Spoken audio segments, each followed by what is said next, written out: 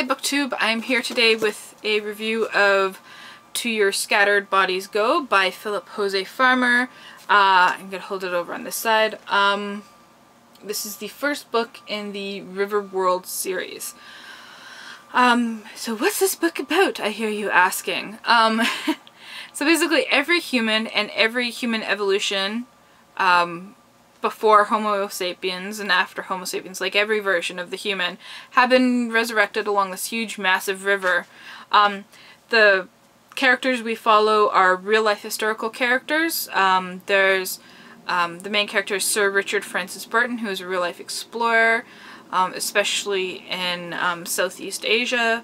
And Alice Hargreaves, who is the real-life inspiration for Alice in Wonderland. And they try to just figure out kind of what's happening, because they know they've been resurrected, because there's obviously people from very different timelines all coming together, and they want to know, like, what's going on, right? So I thought it was a really kind of interesting exploration of kind of what would happen if you took real-life historical characters and used them as fictional characters. I really have a lot of respect for Philip Jose Farmer and the amount of research he had done for this.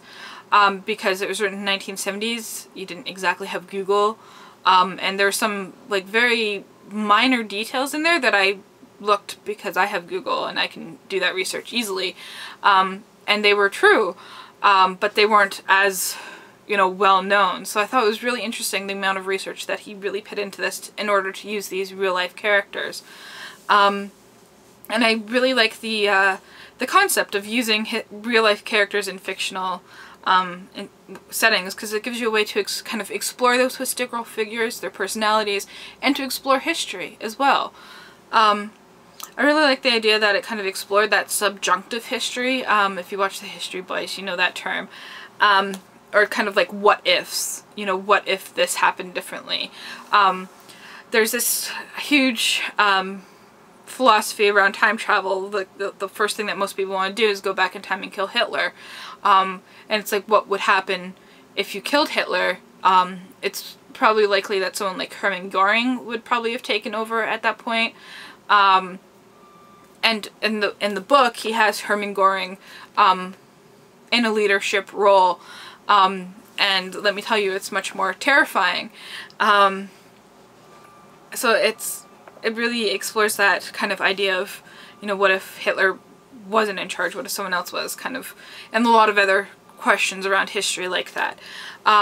It's a really thought-provoking book. It asks a lot of questions about like the afterlife, religion, does death matter, does life matter, what is the purpose of human life, why do we do things? I thought was a really interesting question that it arose, because everything's kind of provided for them. So if everything's provided for you, you don't have to work for money to earn these things, what would you do?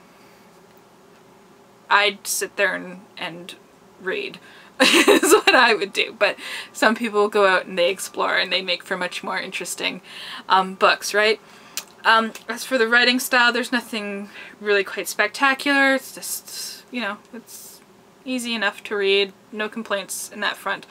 I'm gonna set the book down now. I did watch the first half of the mini-series, which was only actually 2 movie-length episodes, and I was like, it was okay. They kind of totally changed it. The reason I didn't continue on with it was because that they just took the idea of having humans resurrected along the river, and that was basically the only thing they took from the book. They completely changed the main character, they completely changed what his purpose was. Yeah, so that was, I think that was 2010, maybe? I'm not sure when that was released.